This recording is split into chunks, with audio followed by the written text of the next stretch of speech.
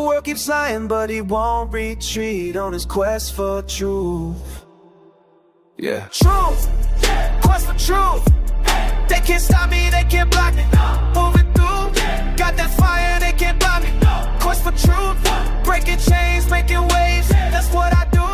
When they hate, I create. One of the best shows on television, in my opinion, Skinwalker Ranch, and I have Thomas Winterton, and I had the opportunity of meeting Thomas at a conference not too far from here called CryptidCon in Kentucky.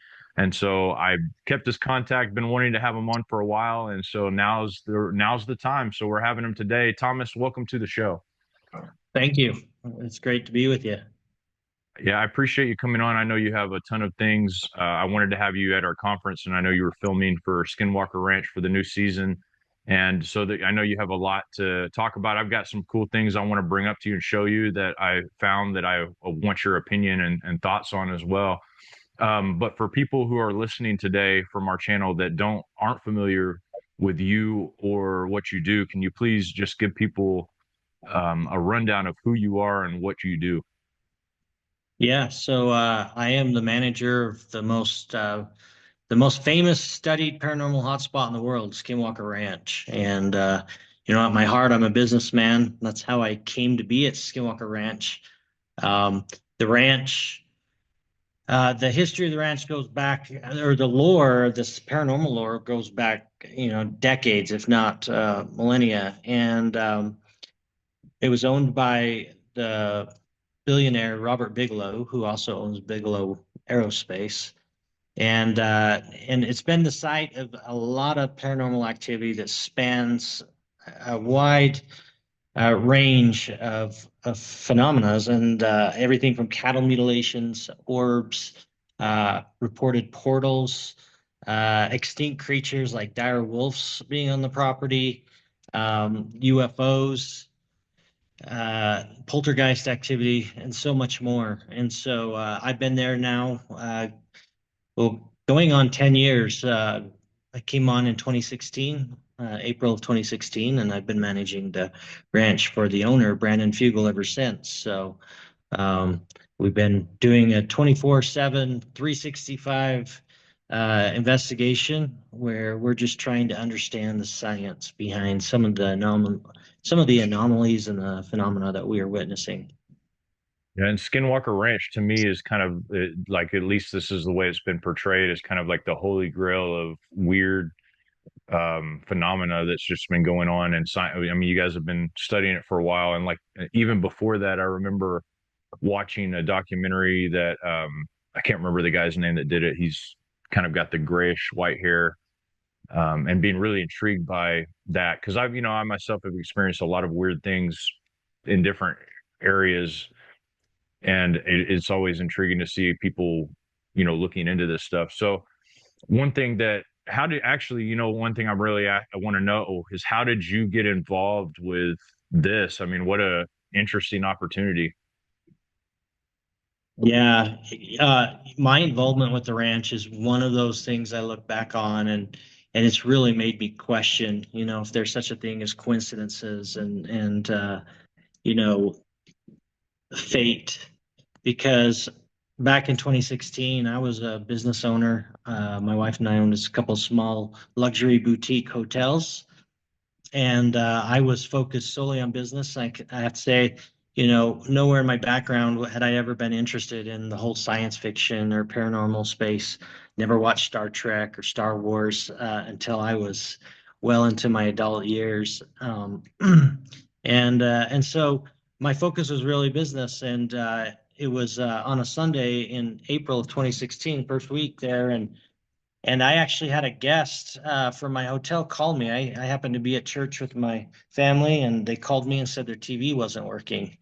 And I asked them, I said, is this urgent, or can you guys wait 45 minutes for someone to come help you? And they're like, no, man, I'm missing my basketball game, So I said, all right, I'll have someone right there. I left church and I went down to the hotel, and we're small. I didn't have a full-time front desk attendant. And so I ran down to fix a problem myself. And it was, minor little thing. And then as I was walking out of the room and across the parking lot to my car, a black SUV pulled into the parking lot really slow, and it rolled up to me, and the window came down, and it was a gentleman there that he looked at me and he said, "Is this a hotel?" And I said, "Yeah." "Can I see one of your rooms?" "Sure." So I showed him a room and he said, "Yeah, absolutely, we're staying here." So checked him in, went back, church. Then the next day, I was down at my office there at the hotel when this gentleman was checking out and came over to find me and thank me for the nice accommodations. We got visiting. He found out that I was a licensed general contractor here in the state of Utah. And he said, I'm out here representing a wealthy businessman that just purchased a piece of property out here called Skinwalker Ranch. Have you ever heard of it?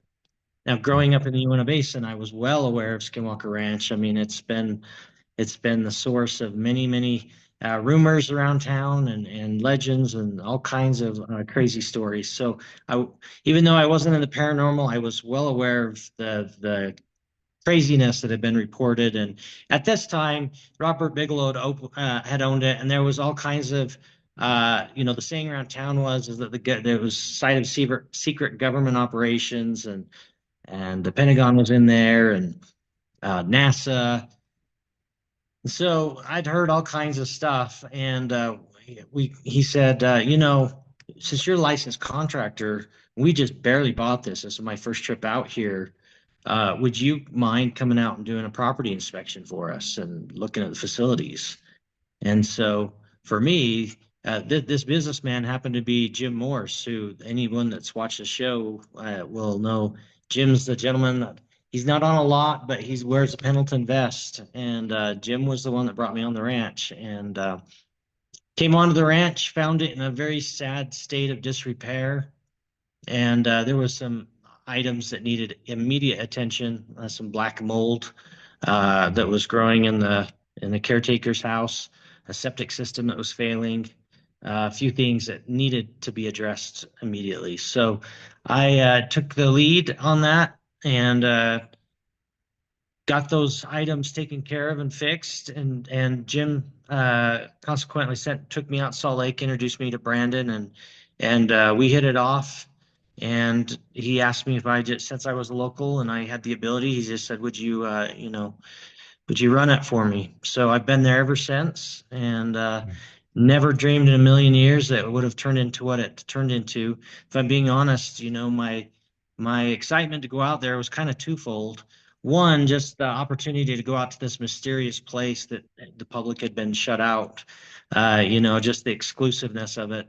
But also, my main reason is that Jim Morris is a very successful businessman, and of course, Brandon Fugel is a very, very successful businessman. And as a Mhm. small town business guy myself, I had big city dreams, and I recognize this as an opportunity to maybe develop relationships with the big dogs out in the city. So that was my Absolutely. motivation. It had nothing to do with paranormal. Absolutely, man. What a cool opportunity. It'd be hard to even imagine passing that one up, especially you living in that area and knowing the lore. This is something that I think I asked you this last time we talked, but I wanted you to expound on it a little bit. But what is the most terrifying thing that you've experienced at Skinwalker Ranch? Hmm. I get asked this a lot, and I have to say that after 9 years, that's getting hard to answer because there's been a lot of them. Um, there've been many, many nights I've come home from the ranch and I haven't slept for days because of the things that transpired.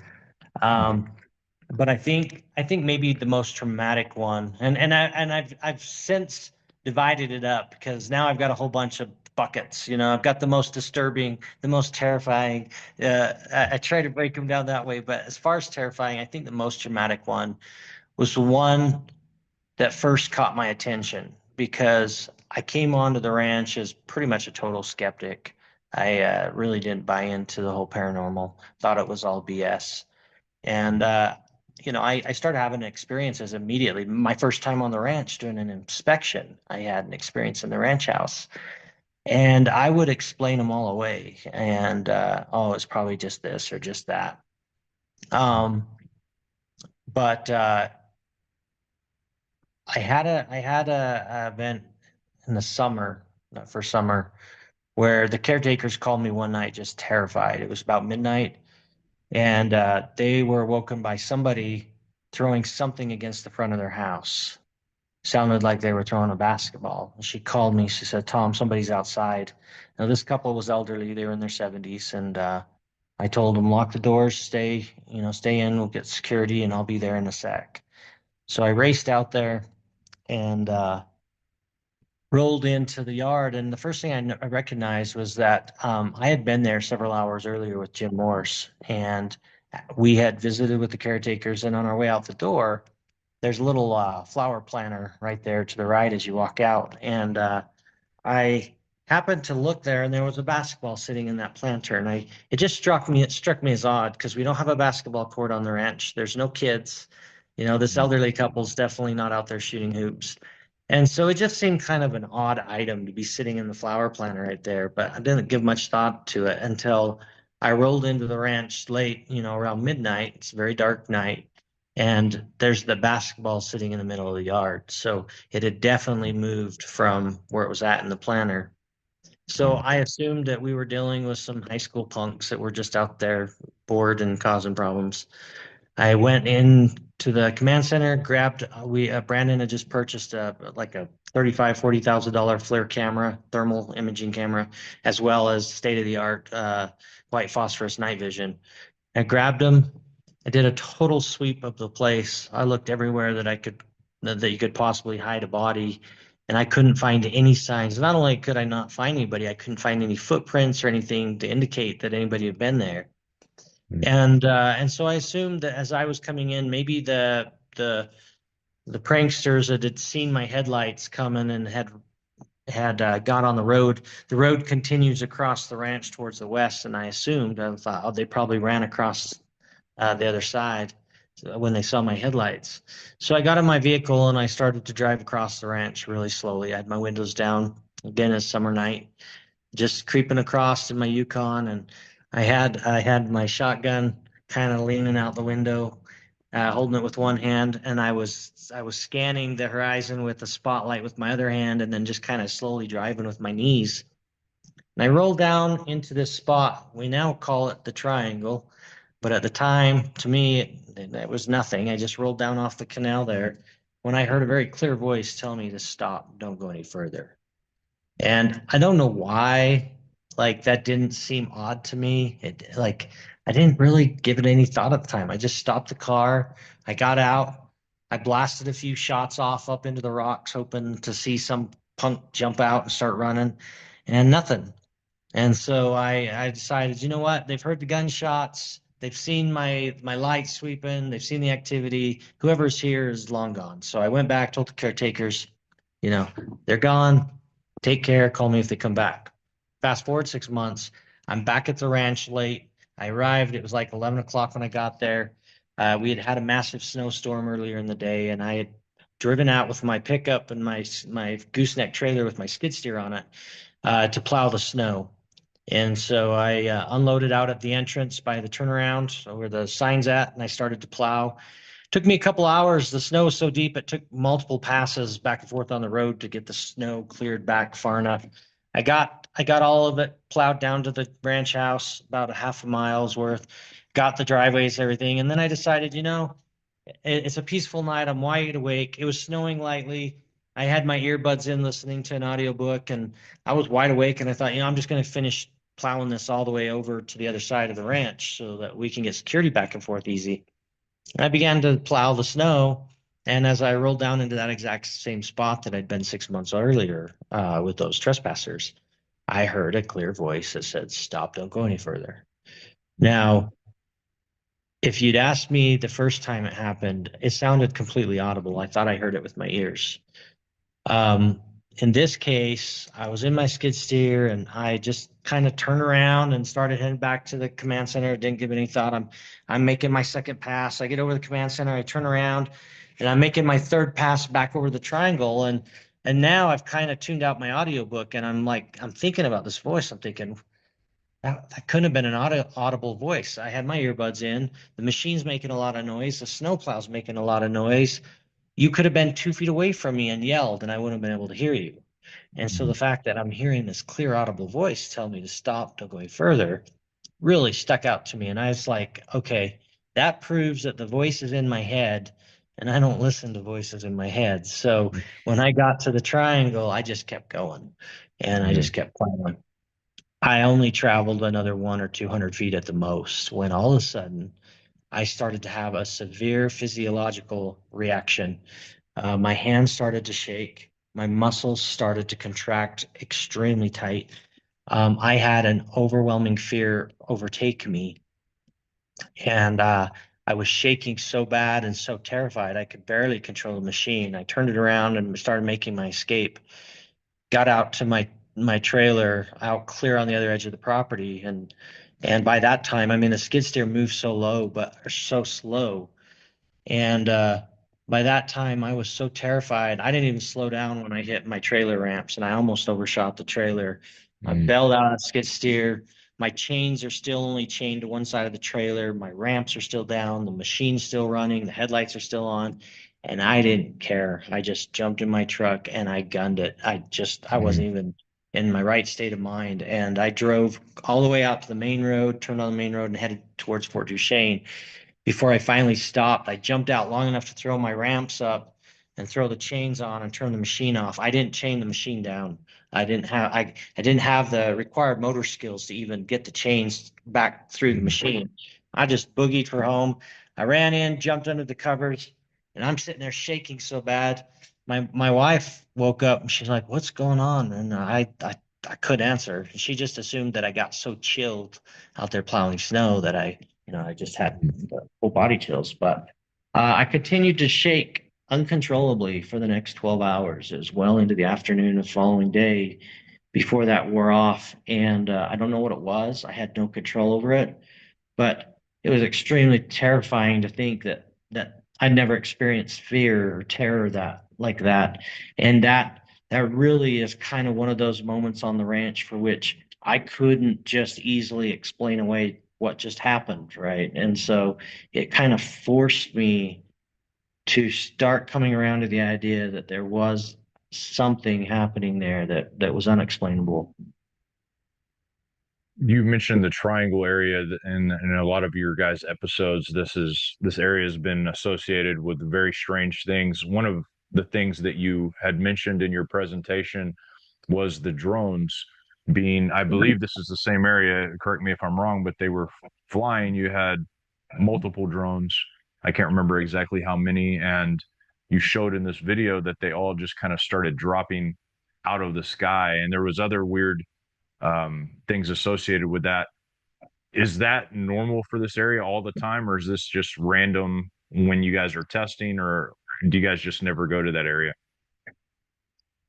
So the triangle has really kind of become the epicenter of our investigation based on the data that we've gathered. It continues to be truly a very uh, undescribable place, really. Yeah, I'm having a hard time even thinking the words to describe the amount of activity. As you just said, we had what we call Droneageddon, which is something caused hundreds of drones to fall out of the sky dangerously. Some of them even chased us. Um, some of them it felt very targeted. And the behind the scenes to that was quite disturbing as well. But then you start looking at and compiling that with all the other data that we've gathered there. We've had LiDAR that gets blocked, and anyone that knows how LiDAR works, I mean, how do you send LiDAR out and not have it come back with any data as if there's a portal there? Um, Strange signals, energies, you name it. So the triangle is very active. Definitely one of our main focuses on our investigation is what's going on there at the triangle. You mentioned something with the drones behind the scenes part of that, and I don't know if you can talk about that, but if you can, like, what are you? Because that's the one that intrigues me the most because I've operated drones and stuff, and it's it's strange to me the actual scenario that you explained taking place, that the GPS showed that it almost like it transported to another part of the ranch. Am I correct in saying that? I mean, what's some of the stuff you can insights into that? Because that story was so intriguing to me. Yeah, well, to set that up, we've got another place on the ranch called the East Canyon area that we have collected some data to indicate that it's connected to the triangle and some of the phenomena that's happening. So this particular experiment, our idea was to take this drone show. We put, I believe we had 600 drones in the triangle and 400 drones in the East Canyon. And I may have got that flipped, but That's a lot because I saw a drone show with 500 drones and I was amazed. That's a lot of drones. it is a lot of drones. And Sky Elements is the leading, foremost expert drone company in the United States. They do it globally, and Hmm. they have by far the most sophisticated equipment, most sophisticated drones. They are leading everybody else. That's why we wanted them out. So we wanted the best that we could get, and they've assisted us several times now in our investigation. Each drone is a precision GPS device with not just GPS trackers, but also other sensors as well. Connecting to the Wi-Fi and the radio frequency signals that are being sent from the ground. So it can provide us with a lot of data. It's like having 600 scientific instruments up in the air at the same time, taking measurements, and because they're so visible, it's also very easy to see when we're having some discrepancies. So this experiment really was to take aim at that. And the behind the scenes that doesn't show is it takes a long time to set up 600 drones and get them operational. And so preparation for this show began early in the morning and continued throughout the day with the intention that we would start the show after dark. Um, as a team, we have our own scientific instruments that we set up, and we have our own monitoring stations that we get ready, and we got them ready. But then we kind of had some free time while the drone guys were doing their thing, and Eric Bard, the principal investigator, and I were talking, and look, this is season 5 of the show, but this is I mean that would have been out on the ranch for what, 8 years at that point, or 7 years. That's a long time to be on the ranch. And Eric and I started to talk, and we were saying, if all the ranch can do is just kind of interfere with our instruments, interfere with our electronics, cause batteries to drain prematurely, I mean, that's cool, but that trick's gotten old really quick. And if that's the best the ranch can do, we're just not impressed anymore. And we were talking about this out loud back and forth to each other, just kind of joking around in jest, and and we started to say, ranch, if you want to impress me, then you'll drop the drones from the sky. We want to see complete chaos. We want to see drones dropping. We want to see them bursting into flames. And we're like, we want complete total pandemonium. Like, that's what would get my attention. And so that we, in a way, and we got pretty spirited about it. And I, at one point I was like, come on, ranch, man, if you wanna impress me, drop these drones from the sky. And I'll never forget Preston. Preston is one of the owners of Sky Elements, and he's the pilot of the drones in this show. And he looked over at me and he's like, "Don't say that. You have no idea how expensive those drones are." He's all, "I can't afford any of these drones to be dropping." So we start the show, and then what ends up happening? They get up to 31 feet, and all of a sudden these drones just start dropping by the hundreds, and some of them don't drop. We had one. Eric put his personal GPS tracker on one. We chose one drone at random and attached his GPS tracker to it. Well, while the rest of the drones are dropping, that drone drops down below the tent level. We were under a tent canopy, and the drones start dropping, and I run and duck and cover under the tent, and thinking the tent's not even going to be strong enough to stop these drones, I started to dive down to kind of under the table, and I look up to see, that everybody else is okay. And there's our camera guy, not even flinching, and he's got the camera trained on me, and I see this drone slowly descend below the level of the tent and then start working and then start coming into the tent. And its blades were the same level as as our camera guy's neck. And I'm Mm. like, oh my God, it was Yeah. like, holy Mm. shit, if that hits his neck, it'll kill him.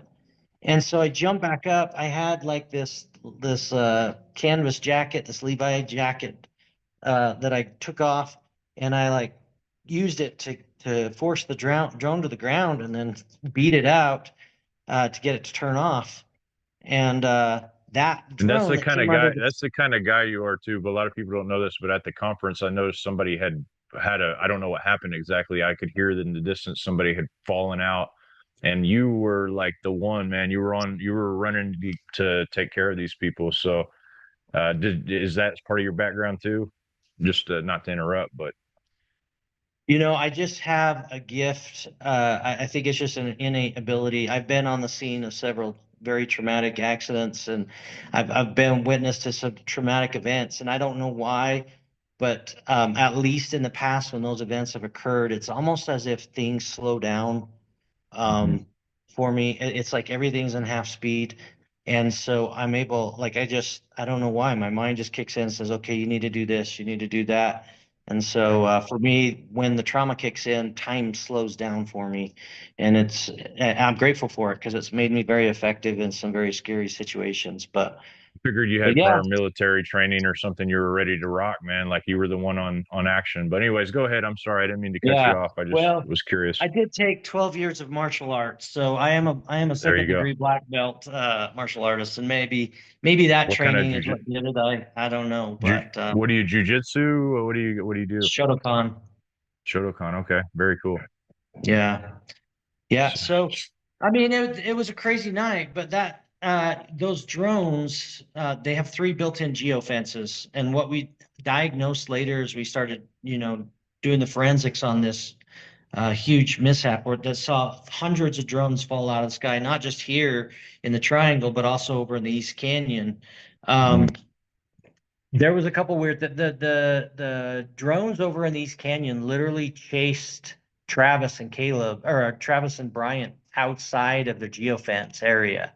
Now these geofences are like an imaginary boundary that they set up, and there's three of them. And when it gets to the first boundary, then the drone receives a signal that it needs to land immediately, and it should just come down and land.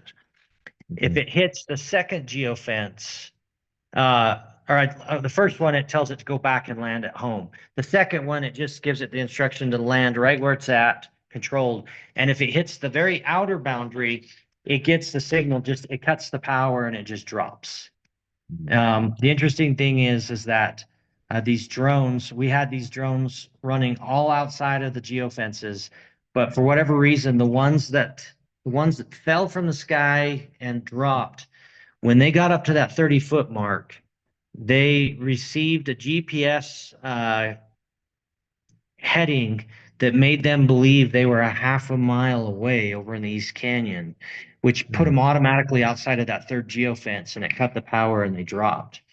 So, there was an explanation for why they did it, but why the GPS was spoofed like that, that's still a mystery.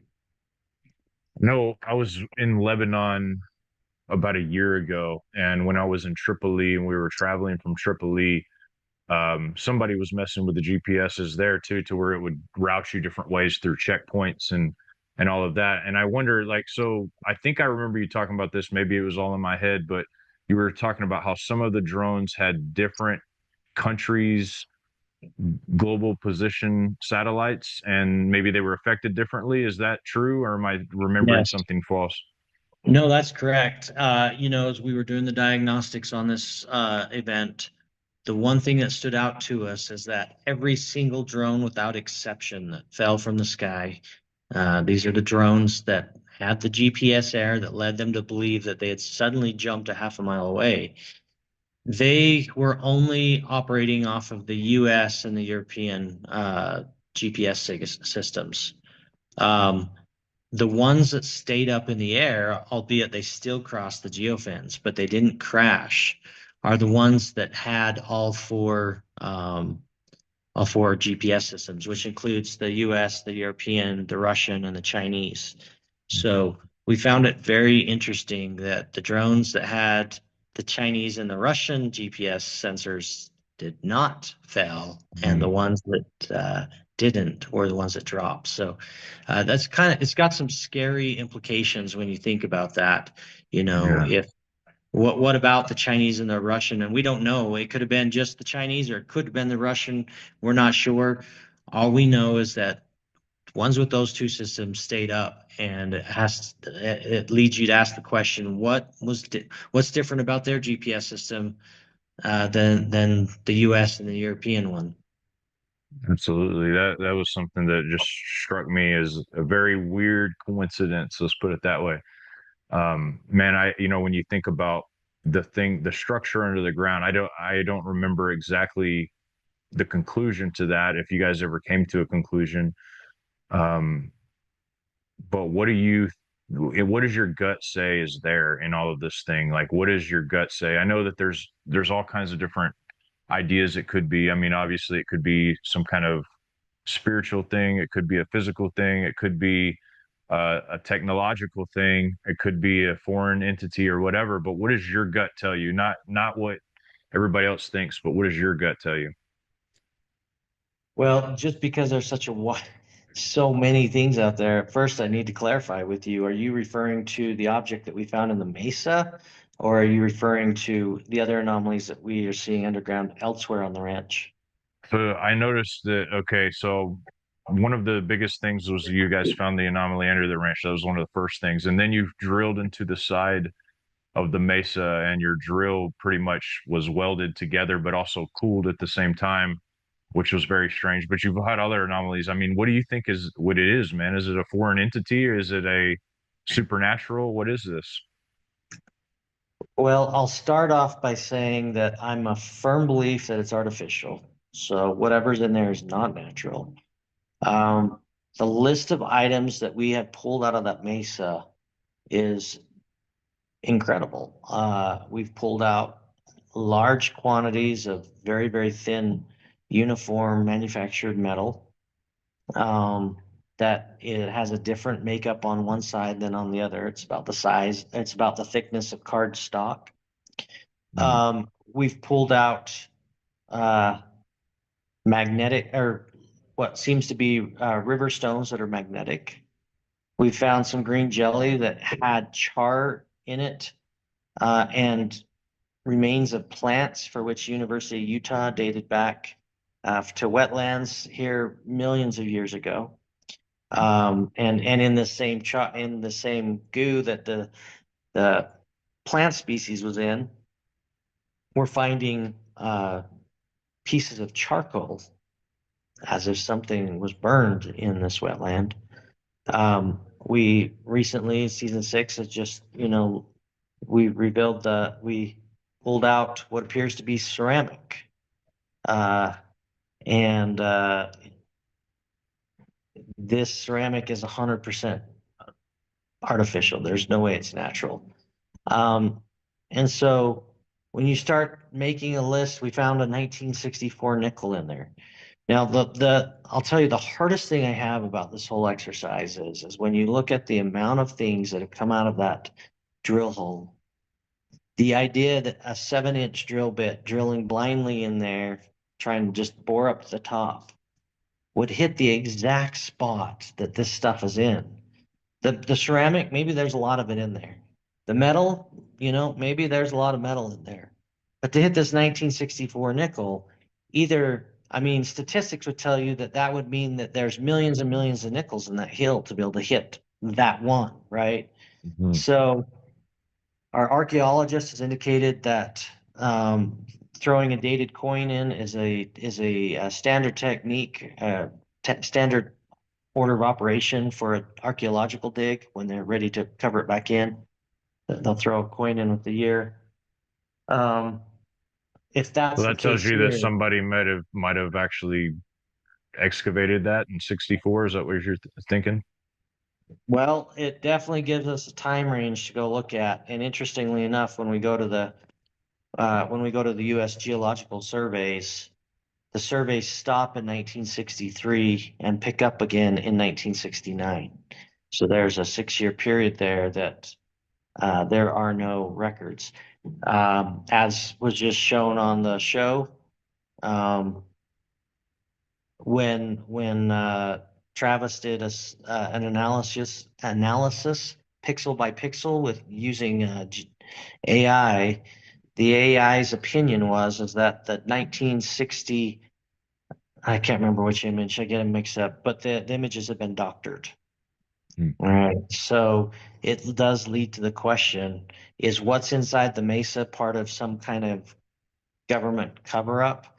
You know, but again, the hardest part for me is the odds that we, yeah, let's say there was an archaeological dig or some kind of recovery there, and some archaeologist just out of habit throws his 1964 coin into that. What's the odds that we on a drilling exercise would hit exactly in that mesa? Those millions of cubic feet of dirt, we hit the exact spot where that coin is at. I mean, it's just the odds are so astronomical. It's hard for a skeptical mind like mine to wrap around it. What does it all mean? Absolutely. What's in there? After discovery of the nickel, um, like if my mind would allow me to believe that, I would say that what we probably are onto is some type of reentry vehicle that was lost during the whole 60s Cold War race to the moon era. And there was some type of cave there, and they shoved it in there and collapsed the cave down on itself, feeling like it would be safe. And we came onto the ranch with the narrative that bad things happen when you dig, and we were told that was told to the Shermans by the Myers. The Myers were the ones that lived on the place in the '60s, and we always thought like, ooh, it's like paranormals. You dig and some ghost boogeyman's gonna jump out. Uh, Hmm. you know, something. I'm being a little bit facetious there, but the point is after finding what we found, I have to wonder, did I misinterpret the way that was said? Could it have been government came in, put it in there, and then threatened the Myers and said, if you dig, bad things will happen to you, right? Like we will come back and we will get you. So Hmm. maybe it was said differently than we received it.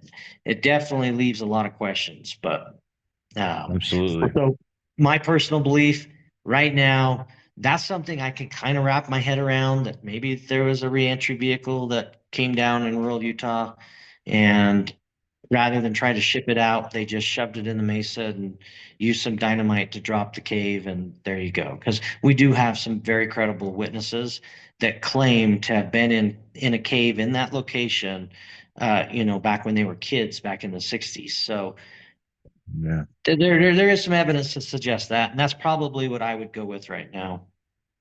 Yeah, it seems that a lot of the stuff, like you look at some of the technology that's out there, it seems like it could be pretty advanced technology for sure. I want to read something to you.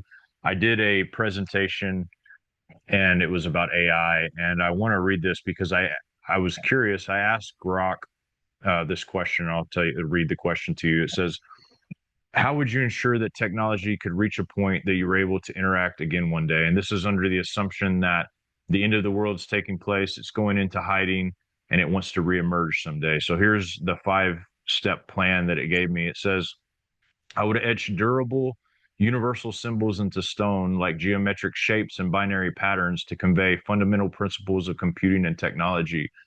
I would design these symbols to be intuitive, using pictographs that represent concepts like energy, circuits, or data flow, translatable across cultures.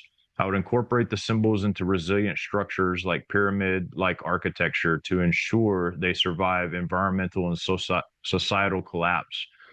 I would encode step-by-step instructions for rebuilding basic tech such as transition or transistors or simple computers with a symbol sequence for future discoveries. And number five, I would place these structures in multiple global locations to increase the chances of survivors finding and interpreting them when technology reemerges. And before I had talked about using nanotech in one some of my other slides, nanotech to heal itself using a small nuclear generator, using different pulses to keep people away, using different signals to confuse people, and doing and creating protocol to interact with all of the technology that is used around it to kind of keep it secret, and then also give technology to people through various means in order to grow the technology to a point to where it could emerge. And in my mind, I'm thinking like as soon as I thought of that, I thought of Skinwalker Ranch, and I also thought of the movie Tron, where Tron creates this boss of his system, and the AI system boss finds that Tron's a threat to the system as well, and it just keeps perpetuating itself. And then recently we've seen AI articles where the AI has actually blackmailed its creators to stay alive. I mean, is any of this like ring a bell to you, or have you guys thought about the AI possibility there? I could tell you, we've spent a lot of time offline visiting amongst ourselves and, going over the possibilities. And I really value the behind the scenes offline conversations because it allows us to be very open without fear of damaging reputations or ridicule. Absolutely. I could say that these exact things that you've brought up, even, the Tron, those are discussions that have definitely taken place as we scratch our heads and try to make sense of what it is that we're witnessing and experiencing. Yeah.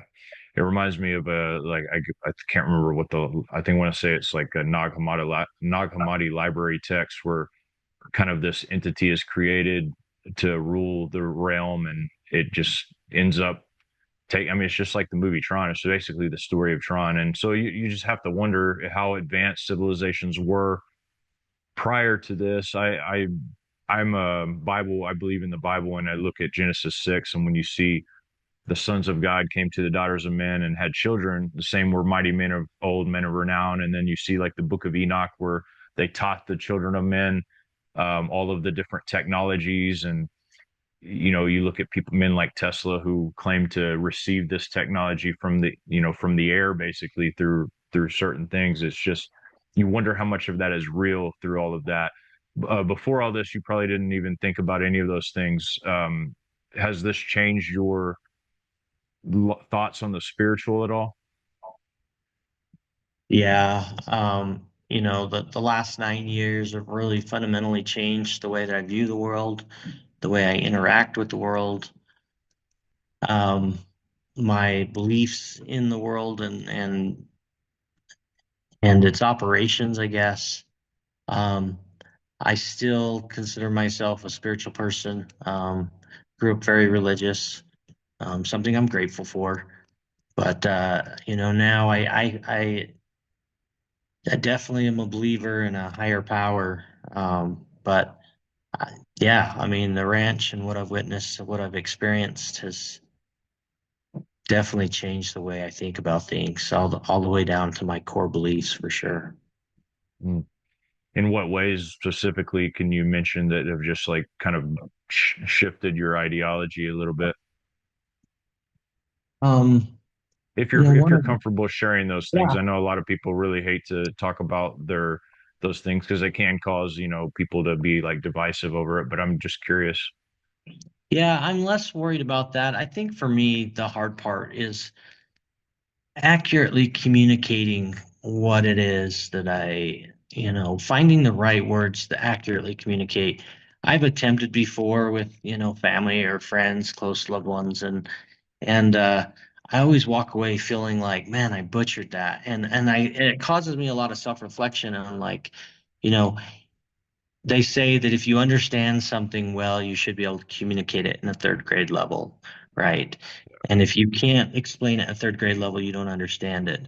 And that leaves me asking a lot of questions about even my core beliefs, my personal beliefs, like how much do I really understand of them if I can't easily explain it? So my reluctance is less about being ridiculed. I mean, the last 6 years on television has really necessitated that I develop a very strong, thick skin, and so I've become very good at really kind of shutting out the noise, drowning out the. You're always going to have haters and critics and skeptics, and I used to be one of those skeptics. So I'd actually I resonate with them very well. And when they get pretty, some of them have gotten pretty mean and nasty. I understand, where it's coming from, and it's scary to the easy belief for me. It's one of the reasons I love the faith that I grew up in is when you have a faith you can cling to, it makes it very safe and very easy. It's very easy to believe in that, very safe. It feels warm and cuddly.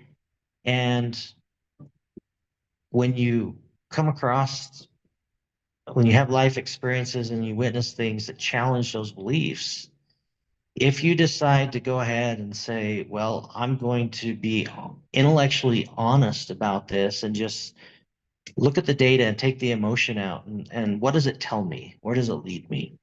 That can be very, very scary, right? Because if during that discovery phase you find that maybe some of your beliefs that you had held on to just don't hold up to very intense scrutiny, and they start to fall, the claims start to fall apart at any kind of uh, follow through, it's almost like a free fall because you start to think, well, if that's not true, then what else isn't true, and what is true, and what is reality, and it becomes it's very easy to have a freak out moment. So the path that I'm on now is a scary one. It's one that requires a whole different level of faith in you know rather than buying into a narrative, um, and that's the easy path to take. That rather than that, saying, okay, whether it's scary or not, I'm going to dive into it. And I think my head injury in 2017, where I almost died, really had to face mortality. And then all of the events that surrounded that, both during and after it, and the investigation that followed, shook me so bad that it forced me. I could no longer.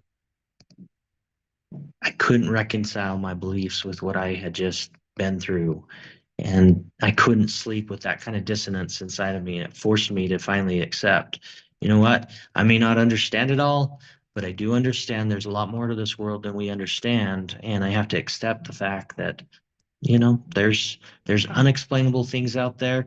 And I imagine, if we took a flashlight back 500 years and turned it on, that would have been pretty impressive to the masses. They didn't understand, they didn't know about electricity or how it worked. And so the idea that you could summon light with the flick of a switch, that would have been very paranormal to them. And today, because we understand the principles it operates under, it's not a big deal. But and so my hope is that even though right now I don't understand where that light's coming from and the flicking on and off, hopefully the goal is down the road in the future, we'll start to gain some understanding. And then, hopefully we'll be sitting around ribbing each other and saying, wasn't that funny when you thought that flashlight was paranormal? I mean, that's pretty hilarious, right? So that's kind of the goal, is hopefully to get some answers. It's amazing to me when you look at technology just for what it is in general. Like you said, if you were to bring out just something as simple as a flashlight, you'd probably be considered a wizard back, hundreds of years ago. But when I look at like this technology and I see things, I used to do tool and die. And so we would build things at like a very small tolerance. And that was considered a secret art at one time. Like they had to pay engineers and stuff to go over to China and Japan to show them how to do it. Right before that, like getting a journeyman, getting somebody to teach you to do it, they were very guarded in their secrets. But and it's still a very complex process. You're talking about trigonometry. You're talking about a very complex process to make that. But when I look at these microchips and you see them zoomed in for so close that it makes a hair follicle look giant. They keep going, and there's these highways and byways of circuits and silicon and crystals. Um, I look at these things and I think there's as many engineers that I know that are very smart people, considered geniuses on many levels. My father-in-law, like to me, he's one of the smartest guys I've ever seen. I don't know how you can be much smarter, genius level IQ. When they look at these things, it's just like it doesn't make sense. And even the people that have created it, they look at them and they think, they know what they put it together, but they don't really understand why it works. The quantum computing, um, it just makes me wonder if these old stories of these titans, of these watchers, of whatever these guys are, and you see the idea of this ship moving supposedly closer to the earth. I don't know how they can tell what that is or whatever. It's hard to even tell what you guys are looking at underneath Skinwalker Ranch, but they can supposedly see this, major craft and even know what they look like on it. But you see all of these narratives coming together to tell a story of some sort. And the problem is we live in 2025 where you can't trust or believe anything you see. Everything's a fabrication. Like almost all the pictures you see are fake. I mean, my goodness, this is a time of great struggle. And I think it's important to stay open-minded and allow God to just hopefully teach us the truth about all this, because we're not going to find it in this world of lies. And it's really important to, like yourself, when you see things happen, it's going to lead you a certain way. And I believe this is my faith. I believe God leads all men to the truth, and whether they're able to accept it or not eventually is going to be one of those decisions they're going to have to live with. But I feel like, for each person, they're going to come to some kind of knowledge of what all of this is before they die. And hopefully it's not guided by the world's narrative is what I'm going to say on that. So I know we've gone not quite an hour, and I really want to have you back to talk about it a little bit more. But I found that the attention span of people is that of a little bit better than a gnat nowadays. And so I would like to end it on a really high note here. Tell people how they can reach you, how they can support what you're doing. And if you want them to reach you, I know you don't want everybody contacting. You're like me. If you gave everybody out your contact, you'd be like overwhelmed with. You're a big deal, Mr. Winterton. So you've got a lot of people already contacting you. But how can people help you out? Check out what you're doing, and I'll put the link in the description as well. Our big thing is we have our website, skinwalker-ranch.com, and we encourage people to go there and sign up to become one of our insiders. It's a subscription-based platform where the money goes back into helping the investigation. Brandon hasn't taken a penny for this effort. Science is very expensive, and more than that, it's very intensive. So for every 1 hour of the day, we're collecting so much data. You look at the number of surveillance cameras out there.